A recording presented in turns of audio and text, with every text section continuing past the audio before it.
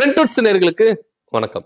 NDA கூட்டணியில ஒருத்தருக்கு அடிச்சது ஜாக்பாட். உண்மையான விஷயம். இதுல ரொம்ப துள்ளி குதிக்கிறாங்க, சந்தோஷமா இருக்கிறாங்க. இது நிஜம். ஓபிஎஸ் அவர்கள் திமுக கூட்டணியில போய் சேர்ந்தது அதிமுகவுக்கு சந்தோஷமோ இல்ல லாபமோ இருக்குதா இல்லையா நம்மளுக்கு தெரியல. ஆனா இந்த கட்சிக்கு கொள்ள லாபம். அப்படியே சந்தோஷத்துல துள்ளி இருக்காங்க. அடிச்சது ஜாக்பாட்டு அப்படின்னு சொல்லி கூட என்ன பண்றாங்க சொல்லிக்கிட்டு இருக்காங்க.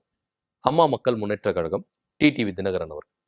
ஏன்னா என்டிஏ கூட்டணியில தென் மாவட்டங்கள்ல வலுவான வாக்கு வங்கியை வைத்திருக்கிற ஐயா ஓபிஎஸ் அவர்கள், டிடிவி தினகரன் அவர்கள், சசிகலா, இவங்க 3 பேர் தான் முக்குளத்தூர் வாக்குகளை வைத்திருக்கிறாங்க. தென் மாவட்டங்களை பொறுத்த வரைக்கும் நீங்க எடுத்துட்டீங்கன்னா அதிமுக அங்க ரொம்ப பலவீனமா இருக்கு. பாஜக ஒரு கணக்கு போட்டாங்க. என்ன கணக்கு போட்டாங்க? தென் மாவட்டங்கள்ல நம்ம என்ன பண்ணலாம், கணிசமான தொகுதியில வாங்கி அங்க நின்று எம்எல்ஏக்களை அதிகப்படுத்திக்கலாம். இப்ப 4 எம்எல்ஏ தான் இருக்கிறாங்க. 20 தொகுதி வாங்கி, அதாவது கடந்த 2021 சட்டமன்ற தேர்தல்ல 20 தொகுதி வாங்கி 4 எம்எல்ஏ தான் இருந்தாங்க. ஆனா இந்த தடவை இரட்டை இலக்குல நம்ம உள்ள போயிடணும் அப்படின்ற ஒரே குறிக்கோள்ல பாஜக என்ன பண்றது செயல்படுது. சோ அதனால கடந்த தேர்தல்ல எந்தெந்த இடத்துல நம்ம என்ன பண்ணோம், அதிகப்படியான நின்னோம், வட மாவட்டங்கள்ல, கொங்கு பெல்ட்ல இப்படி நம்ம நின்னோம். அந்த இடத்துல நம்மளுக்கு ஃபெயிலியர் ஆச்சு. சோ இந்த தடவை தென் மாவட்டங்களை நம்ம சூஸ் பண்ணுவோம். தென் மாவட்டங்களை நம்ம சூஸ் பண்ணி அந்த இடத்தை கவர் பண்ணி நம்ம என்ன பண்ணலாம், இரட்டை இலக்குல நம்ம உள்ள போயிடலாம் அப்படின்னு சொல்லிட்டுதான் மோடி முதற்கொண்டு, அமித்ஷா முதற்கொண்டு எல்லாருமே தென் மாவட்டங்களை குறி வச்சு அங்கதான் என்ன பண்றாங்க, செயலாற்றிட்டு வந்துட்டு இருக்காங்க. அது மாத்திரம் இல்லாம முக்குளத்தூர் சமுதாயத்திலிருந்து ஒருத்தரை பாஜக மாநில தலைவரா கொண்டு வந்திருக்கிறாங்க. ஏன்னா இது எல்லாமே பாஜக போடுற பக்கா பிளான். ஏன்னா தென் மாவட்டங்கள்ல அங்க நம்மளுக்கு ஒரு ஸ்ட்ராங்கா ஒரு இரட்டை இலக்கு எண்கள்ல நம்மளுக்கு எம்எல்ஏ இருந்துச்சுன்னா ரொம்ப ஸ்ட்ராங்கா இருக்கும் அப்படின்னு சொல்லிட்டு நம்பிதான் நயினார் நாகேந்திரன் முதற்கொண்டு என்ன பண்றாங்க, பாஜக மாநில தலைவரா போடுறாங்க. அதுக்கப்புறம் டிடிவி தினகரன் கிட்ட பேச்சுவார்த்தை நடத்துறாங்க, சசிகலா கிட்ட பேச்சுவார்த்தை நடத்துறாங்க, ஐயா ஓபிஎஸ் அவர்களிட்டையும் பேச்சுவார்த்தை நடத்துறாங்க. ஆனா இருந்தாலும் இவங்க 3 பேரும் உள்ள வருது எடப்பாடி பழனிசாமிக்கு ஒரு நெருடலாவே இருக்கு. சோ எப்படியெல்லாம் இவங்க 3 பேரை கூட்டணி விட்டு வெளியேறணுமோ அந்த அளவுக்கு நயினார் நாகேந்திரன் வச்சு எடப்பாடி பழனிசாமி பக்காவா பிளான் போடுறாரு. இப்ப என்னங்க, தென் மாவட்டங்கள்ல உங்களுக்கு ஓட் பேங்க் வரணும், உங்களுக்கு இரட்டை இலக்கு எண்ல எம்எல்ஏ வேணும், அவ்வளவுதானே, நான் இருக்கிறேங்க வாங்க, இவங்க இருந்தாதான் உங்களுக்கு ஓட்டு வரும் அப்படின்லாம் இல்லங்க அப்படின்னு சொல்லிட்டு பிரைன் வாஷ் பண்றாரு நயினார் நாகேந்திரன். எந்த அளவுக்கு 2 பேரை கூட்டு சேர்ந்து சதி செஞ்சு இவங்களை வெளியே அனுப்பணுமோ அந்த அளவுக்கு என்ன பண்றாங்க, வெளியே அனுப்புறாங்க. சோ அந்த வேலையை இபிஎஸ் அவர்கள் நயினார் நாகேந்திரன் வச்சு ரொம்ப கதகச்சிதமா காய்களை நகர்த்துறாரு. சோ இதனுடைய வெளிப்பாடு என்னவா இருக்கு அப்படின்னா, அமித்ஷா அவர்கள் 2 முறை தமிழ்நாட்டு பயணம் வந்தாரு. அந்த 2 முறையும் டிடிவி தினகரனையோ ஓபிஎஸ்ஸையோ சந்திக்கிறதுக்கு தயாராகவே இல்லை. ஏன்னா இன்னும் குறிப்பா சொல்ல போனா பிரதமர் வந்தாரு. பிரதமர் வரும்போது ஓபிஎஸ் அவர்கள் என்ன பண்றாரு, லெட்டர் கொடுக்குறாரு. ஐயா நீங்க எனக்கு சந்திக்கிறதுக்கு டைம் கொடுங்க, உங்களுக்கு கோடி புண்ணியமா போகும் அப்படின்னு சொல்லி எல்லாம் என்ன பண்றாரு, ரொம்ப இறங்கி வந்து எந்த அளவுக்கு இறங்கணுமோ அந்த அளவுக்கு இறங்கி வந்து ஓபிஎஸ் என்ன பண்றாரு, சந்திக்கிறதுக்கு ஒரு 2 மினிட்ஸ் போதும், ரொம்பலாம் வேணாம், ரொம்ப வேணாம், 2 மினிட்ஸ் எனக்கு வந்து டைம் கொடுங்க அப்படின்னு சொல்லிட்டு என்ன பண்றாரு, இங்க இருக்கிற பாஜக மாநில தலைவர் அவருக்கும் என்ன பண்றாரு, அனுப்புறாரு, பிரைம் மினிஸ்டர் அலுவலகத்துக்கு அனுப்புறாரு. ஆனா இங்க இருக்கிற பாஜக மாநில தலைவர் செய்தியை கொண்டு போய் சேர்த்தாரா அப்படின்னா கிடையவே கிடையாது. அப்பவே 2 பேருக்கு முட்டிக்குது. சோ இப்படியா இருக்கும் பொழுது ஓபிஎஸ் அவர்கள் முதல்ல கூட்டணியிலிருந்து வெளியே வரார். வெளியே வந்துட்டு இதுக்கப்புறம் என்டிஏ கூட்டணிக்கு எனக்கு எந்த சம்பந்தம் கிடையாது, எனக்கு மரியாதை கிடையாது, இபிஎஸ் தூக்கி கொண்டாடுற என்டிஏ கூட்டணியில் அங்க வைக்கிற பாஜக என்னையா தூக்கி கொண்டாட மாட்டேங்குது, எங்களுக்கு ஏங்க எங்களுக்கு உரிய அங்கீகாரம் கூட கொடுக்கலங்க, ஏங்க நீங்க இபிஎஸ் கொடுக்குற அதுல இருந்து குறைஞ்சது கூட எங்களுக்கு நீங்க கொடுக்கலையே. இவங்களுடைய நியாயமான கோரிக்கை, ஐயா ஓபிஎஸ் உடைய தரப்பு நியாயமான கோரிக்கை. அதனால நாங்க பாஜக கூட்டணியில இருந்து வெளியே வந்துடுறோம் சொல்லிட்டு வெளியே வந்துடுறாங்க. அடுத்தது டிடிவி தினகரன் வெளியே வராரு. வெளியே வந்து ஓபிஎஸ்னா ஏன் வந்தோம் எதுக்கு வந்தோம் அப்படின்றத சாஃப்ட் கார்னர் சொல்லிட்டு போயிடுறாரு. ஆனா டிடிவி தினகரன் இறங்கி அடிக்கிறாரு.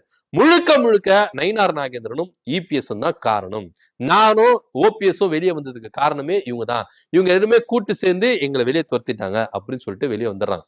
அதுக்கப்புறம் காட்சிகள்லாம் மாறுது. திரும்பவும் டிடிவி தினகரன் உள்ள போறாரு. ஓபிஎஸ் உள்ள கொண்டு வந்துடலாம் அப்படின்ற ஒரு முயற்சியில தான் அண்ணாமலையை களம் இறக்குறாங்க. அண்ணாமலை களம் இறங்கி கதகச்சிதமா டிடிவி தினகரன் உள்ள கொண்டு வந்துட்டாரு. ஆனா ஓபிஎஸ் கொண்டு வர முடியல அப்படின்றதான் நிதர்சனமான உண்மை. சசிகலாவையும் கொண்டு வர முடியல. ஏன்னா அவங்களும் என்ன பண்றாங்க, கட்சி ஆரம்பிச்சிட்டாங்க. தனித்து நிக்க போறேன், துரோகிகளுக்கு பாடம் புகட்ட போறேன் அப்படின்ற ஒரு கோஷத்தை முன் வச்சாங்க. அதாவது எடப்பாடி பழனிசாமியும் டிடிவி தினகரனுக்கும் பாடத்தை புகட்ட போறேன் அப்படின்னு சசிகலா அவர்கள் புது கட்சி ஆரம்பிச்சு நிக்க போறதா ஒரு தகவல். ஓபிஎஸ் சசிகலா அவரோட தான் ஜாயின் பண்ணுவாரு, முக்குளத்தூர் வாக்குகள் மொத்தமா அந்த பக்கம் போயிரும் அப்படின்னு டிடிவி தினகரனுக்கும் கொஞ்சம் வயிறு கலக்குச்சு. அப்படின்றதுல எந்தவித மாற்று கருத்து இல்ல. சோ இப்போ அவர் என்ன பண்றாரு, டிஎம்கே பக்கம் போயிட்டார். சோ ரூட் கிளியர் ஆயிடுச்சு.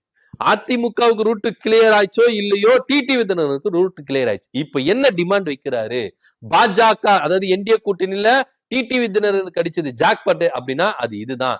என்ன டிமாண்ட் வைக்கிறாருன்னா, எனக்கு அதிகப்படியான சீட்டு வேணும், ஆட்சியில் அதிகாரத்துல பங்கு வேணும்.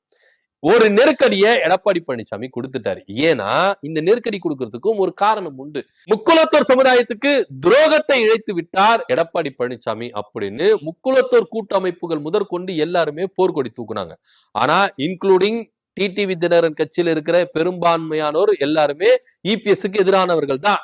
அதனுடைய வெளிப்பாடுதான் டிடிவி தினகரன் எடப்பாடி பழனிசாமியை வன்மையா கண்டிச்சது, அறிக்கையிட்டது, பொதுக்குழுல கூட தீர்மானங்களை நிறைவேற்றினது. ஆனா ஓபிஎஸ் திமுக பக்கம் போயிட்டாரு, சசிகலா பாஜக கூட்டணி வரமாட்டாங்க. இன்னைக்கு பாஜக கூட்டணியில ஒரு பெருங்கட்சியாகவும் முக்குலத்தர் சமுதாயத்தை வாக்கு வைத்திருக்கிற ஒரு கட்சினா அது நம்ம கட்சி தான். சோ எங்களுக்கு அதிகப்படியான வாக்கு வேணும் அப்படின்னு ஒரு டிமாண்ட் வைக்கிறாரு.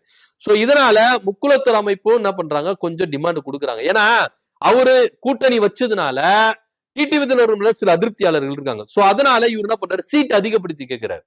ஒருவேளை சீட் அதிகப்படுத்தி கேட்டா நம்ம மெஜாரிட்டில அங்க இருந்துட்டோம்னா தொங்கு சட்டமன்றம் வரும்போது நம்ம கூட்டணி ஆட்சி வேணும், எங்களுக்கும் ஆட்சியில் அதிகாரத்துல பங்கு வேணும் அப்படின்றத கேட்கணும்னு சொல்லிட்டு அவர் என்ன பண்றாரு, இப்ப சீட்டுகளை அதிகப்படுத்துறாரு, அதிருப்தியாளர்களை சமாதானப்படுத்தணும் அப்படின்ற ஒரு நோக்கத்துல.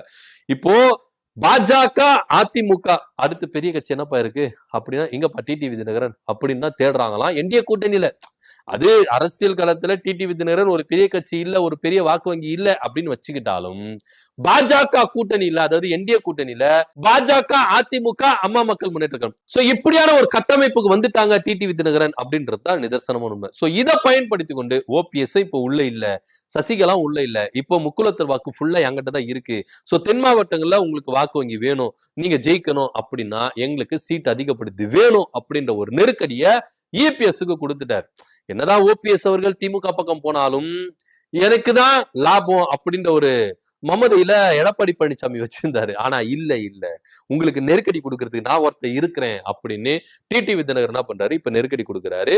இந்த நெருக்கடியை எடப்பாடி பழனிசாமி சமாளிப்பாரா? இது பாஜகவும் என்ன பண்றாங்கன்னா வேற வழி கிடையாது. ஏன்னா தென் மாவட்டங்கள்ல முக்குலத்தர் வாக்குகள் வைத்திருக்கிற, ஏன்னா அவங்க போயிருச்சு, திமுக பக்கம் போயிருச்சு. இப்ப சசிகலாவுடைய நிலைப்பாடு என்னன்னு தெரியல. ஏன்னா இப்ப எடப்பாடி பழனிசாமி எதிர்த்து நிக்கிறதா எங்களுடைய நிலைப்பாடு சொல்லிட்டாங்க, அனௌன்ஸ்மெண்ட் பண்ணிட்டாங்க பொதுக்கூட்டத்துல. எனக்கு துரோகி வந்து என்ன பண்ணாப்பல முதுகுலையும் முன்னாடியோ பின்னாடியோ வச்சு என்ன பண்றாரு, ஈட்டியை வச்சு குத்திட்டாரு. இதுக்கப்புறம் எனக்கு ஒன்னும் சொல்றதுக்கு விருப்பம் இல்லை அப்படின்னு ஓப்பனா சொல்லிட்டாங்க. இவ்வளவு சொல்லிட்டு டிடிவி தினகரன் மாதிரி போயிட்டு அங்கேயும் கூட்டணி வச்சா இவங்களுடைய ஆதரவாளர்கள் இவங்களுக்கு சப்போர்ட் கொடுப்பாங்களா அப்படின்றது ஒரு பெரிய கேள்விக்குறி. இன்னைக்கு டிடிவி தினகரன் ஆதரவாளர்கள் என்ன பண்றாங்க, ஒரு அரை மனசாதான் இருக்கிறாங்க, திரும்ப சசிகலா பக்கம் போயிடலாமா அப்படின்னு. ஏன்னா டிடிவி தினகரன் எடுத்த நிலைப்பாடுல அவங்களுக்கு யாருக்கும் விருப்பம் இல்ல. சோ இதை சமாளிக்கணும்னா எங்களுக்கு சீட் அதிகமா வேணும் அப்படின்ற ஒற்றை நோக்கத்துல டிடிவி தினகரனும் காய்களை நகர்த்துறார். தேர்தலில் ஓட் பேங்க் வந்துருச்சுன்னா நம்ம ஒரு அங்கீகரிக்கப்பட்ட ஒரு கட்சி, ஒரு வலுவான ஒரு கட்சி அப்படின்றத சொல்லல, சீட் அதிகப்படுத்தி ஓட் பேங்க் அதிகப்படுத்தணும் அப்படின்ற ஒரு எண்ணம் தான் டிடிவி தினகரனுக்கும் இருக்குது. சோ ஓபிஎஸ் அவர்கள் திமுக பக்கம் வந்ததுனால எடப்பாடி பழனிசாமியை விட டிடிவி தினகரனுக்கு தான் அதிர்ஷ்டம் அடிச்சது ஜாக்பாட் அப்படின்ற ஒரு ரேஞ்சில் அவர் சுத்தின்னு இருக்காரு. இதை வைத்துக்கொண்டு பாஜக கிட்டையும் எடப்பாடி பழனிசாமி கிட்டையும் சீட்டுகள் அதிகப்படுத்துற ஒரு நெருக்கடியை டிடிவி தினகரன் கொடுத்திருக்கிறாரு. என்னதான் கூட்டணிக்குள்ள வந்துட்டாலும் எடப்பாடி பழனிசாமி விசஸ் டிடிவி அப்படின்றது ஓயில அப்படின்றது தான் நிதர்சனமான உண்மையா இருக்கு. இதை பத்தி உங்க கருத்து அப்படின்ற கீழே கமெண்ட் பண்ணுங்க. நன்றி, வணக்கம்.